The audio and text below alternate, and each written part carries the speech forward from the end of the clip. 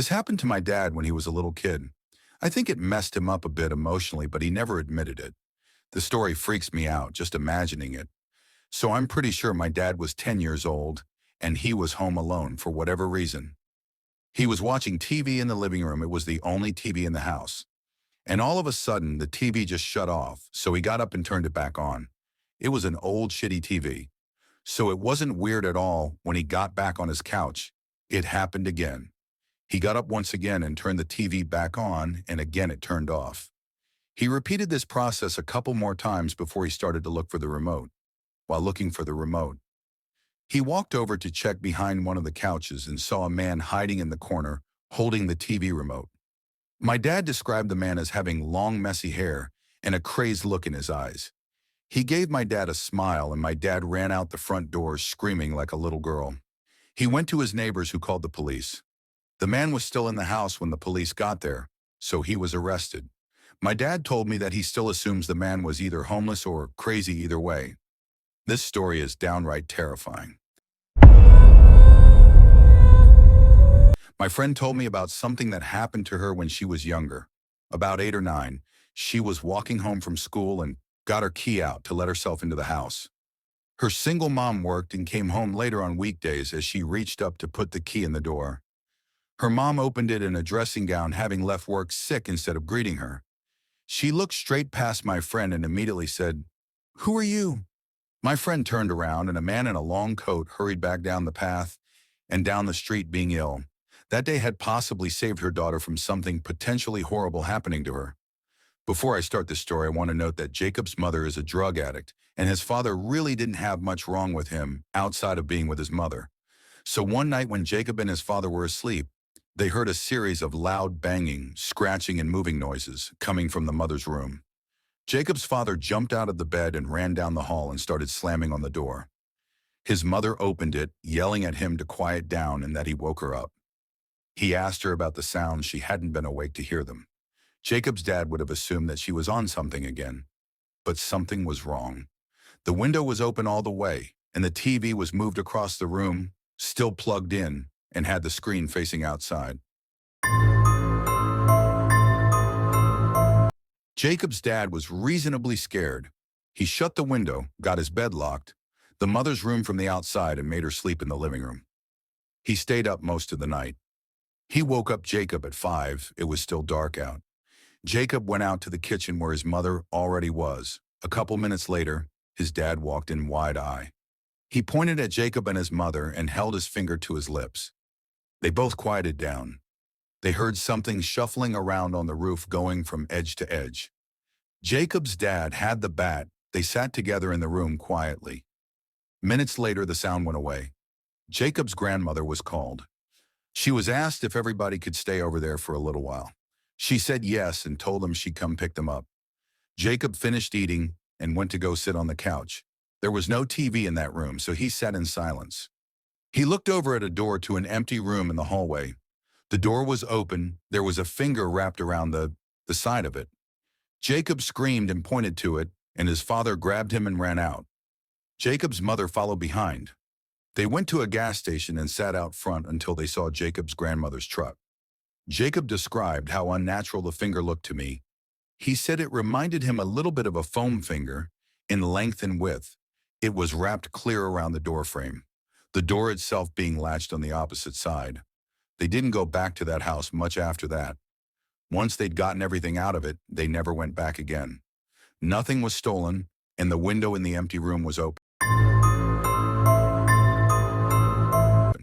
I was 13 years old. I had the most isolated bedroom imaginable.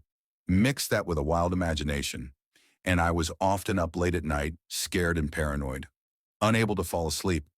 My bedroom was a separate floor of the house on the opposite side of my parents' room. They had no way of hearing what was going on in my room, so it was a seemingly ordinary night with a bit of rain, but not a storm. I woke up and looked at my clock and saw that it was 2 o'clock in the morning. I got an uncomfortable feeling right away, but I didn't know why. I then saw at the edge of my bed, there was a shadow of something roundish just over the head of the edge of my bed. My heart started racing until I realized it was just my hat. I sometimes hung my hat on one of the wooden poles at the edge of my bed, so I conned myself down and fell back asleep. I woke up again around half an hour later and was again, startled by the sight of the shadow at the end of my bed. But after my brain started to fully wake up, I remembered it was just my hat again. This process happened one more time that night, probably another half hour later, and once again I was startled by the sight of the shadow.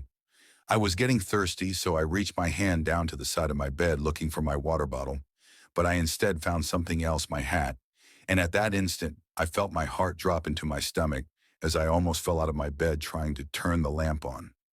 The light revealed the face of a man peering over the edge of my bed, staring right into my eyes. I let out the highest pitch scream a boy could possibly produce and ran straight past the man and down the stairs of my room. I felt the man try to grab me, but I managed to open the door and run to my parents' room to get my dad. My dad got the baton from under his bed and reached to my room, but he was too late when we got back to my room. The window was wide open. Apparently, the man jumped out onto the patio roof outside my window. When I was a kid, I had a huge group of friends that all happened to be on my block.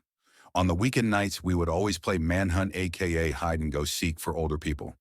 It worked out great because, since we were all neighbors, we used all the front and backyards and even the woods behind our houses. We had a rule, though, that we couldn't go out more than a backyard's length into the woods. I always used the same hiding spot, and nobody ever found me. I always hid behind an old rusty barrel that was thrown into the woods years ago. So on this particular night, there were only 6 of us playing. My friends Joe and Raj were on my team. We quickly dispersed as we were the first to hide. I ran to my usual hiding spot through my backyard into the woods behind the barrel. Usually I would see the flashlights of the other team shining through the backyards in the woods, but it was unusually quiet this time. And then I finally heard footsteps nearby. I didn't see a flashlight, so I assumed it was one of my teammates. I whispered Joe and Raj's names, but then whoever it was started charging at me full on sprinting. I immediately shot up and ran out of the woods to find a new hiding spot in my backyard. But nobody ever came out of the woods. I heard all my friends calling my name from out front, including Joe and Raj. So I assumed something was wrong, and went up front. I saw Joe's parents talking with my parents, with all my friends surrounding. My parents seemed a bit relieved to see me, so I was naturally really confused. They told me that a police officer had just passed by and warned them about a serial rapist spotted in the AA, and that all the kids should stay indoors. I explained what happened to me in the woods, and my parents started freaking out, making 100% sure that I wasn't lying. They called the police. I really don't know if he was ever caught, but I really hope he was. I try not to think about what would have happened to me had whoever that was caught me when I was maybe 12 or 13. Me, my mom, my stepdad, and 2 dogs went to the beach for a weekend. We rented an apartment all the way at the back of the shore. The apartment had nothing surreal to it at first sight. We unpacked everything and went out for dinner. Straight afterwards, we came back, and at the time it was maybe 9 p.m. We watched some TV for an hour or so. My mom, stepdad, and 2 dogs slept on a bed you could make from the couch. They gave me the bedroom with a king-size bed. I went to bed and used my computer for a while to play some games that I had pre-installed, since I knew that there would be no internet connection there. I stayed up playing games pretty late at night. I decided it was time to get some shooty and go to sleep. Maybe after 5 minutes of laying in my bed, complete silence filled the room, but then all of a sudden I hear this extremely loud sigh. I knew it wasn't my parents or the dogs, considering the door to the living room was closed. I straight bolted from that room and went to sleep in the bedroom opposite of the master bedroom. My heart was pounding so fast because I was absolutely petrified. Needless to say, no sleep was had that night. I told my parents about it the next morning, and they told me it was probably just my imagination, but I was certain it was not. This story still gives me nightmares to this day. I was staying with one of my best friends in North Carolina, where I had a job interview. I was coming from New Jersey, and my friend Mike offered to let me crash at his place. For a few days, he didn't necessarily live too close to the company I was interviewing for, about 2 hours away, but I also just wanted to see one of my good friends again. So this happened after the second interview. I came back to Mike's place in a good mood, as I had been offered the job on the spot. We celebrated in the yard that night with a few friends and a few beers. Or a lot of beers. We stayed up late. and basically got shit-faced. People were coming and going all night. That's the kind of person Mike is. He didn't really keep track of who got entered and left his house, so at about 400 in the morning, after everyone had left, we called it a night. I struggled to make it up the stairs into the bathroom. I drained the snake and soaked my face with hot water. And it was at that moment that I thought I could see something in the corner of my eye. I turned to the half-opened door and saw an eye poking in at me. Through the crack of the door, I let out a loud, holy, and in my drunk and klutzy state, I fell to the floor when I got back on my feet. The eye was gone. I stumbled out of the bathroom and called Mike's name. I heard him call out in response from downstairs in the kitchen. It couldn't have possibly been him. I didn't hear anyone go down the stairs. But I asked if he was up there anyway. Expectedly, he replied with a no, I can't remember fully. But I assume I just brushed it off under the assumption that I had too much to drink. I made it to the guest bedroom and basically fell onto the bed, barely managing to throw the covers over myself. You know, when you're drunk, you fall asleep. Easier, that's an understatement. I think I fell asleep seconds after falling onto that bed, only to wake up after an unknown duration of sleep. I immediately felt the unbearable headache coming on and began to rub my head. It was probably a little before sunrise. The room was a bit chilly. My foot was sticking out of the covers, hanging over the edge of the bed. And then it happened. I felt something extremely cold grab onto my foot and start stroking it. I then heard a raspy voice whisper the words, "Can you help me?" I sat up and screamed at the top of my lungs before sprinting out of the bed and out of the room, meeting Mike at the top of the stairs. I called the police and they arrived shortly. The intruder was actually a woman. A woman in her late 40s who clearly suffered from some kind of addiction she admitted to. Simply walking right into Mike's house and hiding in a closet. The eye I saw was hers, peeking at me while in the bathroom. I always make sure to cover my feet with my sheets.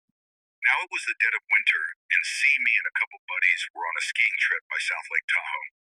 We stayed in a big luxurious log cabin for a few nights on the third night. During a blizzard, I got up to get a glass of water late in the night. As I crossed the cabin over to the kitchen, there was a frantic knock at the door. I was a bit spooked that somebody would be knocking the slate. I thought maybe I should just ignore it and let them go away, but I realized they knew we were there, as my car was parked right outside. I also had the thought that maybe somebody was in trouble and needed to get out of the dangerous weather. I tiptoed over to the door and waited for another knock. It didn't take too long before the knocking came again. This time much louder and more frantic. "Who is it?" I asked. Nobody answered. I asked again, louder, but there was still no answer after I asked this. There was no more knocking. I grew curious and eventually opened the door a crack with the chain lock still on, just in case nobody was outside. I undid the lock and opened the door completely. There were footprints in the snow leading away from the cabin. For whatever stupid reason, maybe I felt some kind of guilt and worry for a person in need. I slipped on my boots and jacket and stepped out into the storm to follow the footsteps before they were completely filled. The footsteps led me to the edge of the property before completely stopping. Not the footprints completely ended, not a sign of vehicle marks, a struggle, nothing. It was as if whoever made the tracks was standing still. Right where I was, I felt disturbed and ran back into the cabin and slammed the door shut behind me, making sure to lock it before I could even gather my thoughts. The frantic knocking at the door resumed. My heart started pounding, and I started to scream for my friends one by one. They all rushed down to see what was wrong when we opened the door. There was nobody there. The footprints were already filled. I never could prove what happened to my friends. I don't blame them for not believing me. I almost don't believe myself, but I know it happened. I just can't even try to explain it. Still freaks me out to this day. My friend and I were going to a party a few hours out of town, so we decided to stay at her family's holiday house. About an hour south of the party, we arrived around mid-afternoon, and it was winter in a holiday town, so the area was completely empty. No other cars on the street when we left for the party. I spent a moment deciding whether to pull the gate all the way closed. I'd had some trouble opening it earlier when we arrived, and if we were getting home late at night, I didn't want to be stuck outside. I ended up deciding to shut it for security. The party was great. We got back to the house around 12:30 and the gate was open, I immediately felt on edge because not only did I know that I had locked it, but I knew it couldn't just blow open in the wind, but I didn't want to make a big deal. So I was vague when my friend asked me if I'd shut it. We went inside and decided to make a snack. I was wandering through the house when suddenly my friend raced from the kitchen into the hallway and virtually tackled me to the ground. She was convinced she'd heard someone walking around outside. We tried to calm ourselves down, but we had no cell reception, and there was no one else around over the next half hour or so. As we sat in the hallway paralyzed with fear, we heard footsteps outside and the back door being jimmied. We decided we had to leave, so we gathered everything up and got ready to make a break for the car. Just as we were at the front door ready to leave, there was a huge bang in the backyard, and suddenly what sounded like hundreds of birds started screaming. We legged it to the car, ended up starting it with all our stuff still on our laps. We hadn't bought to even put in the back seat. As we reversed out the driveway, we saw somebody running up the side of the house towards us. We sped the entire way home and didn't sleep at all. That night when I was 10 and my youngest brother Ben was only 1, there was this one weekend that my parents were painting our bedrooms, so we would have to sleep in the basement.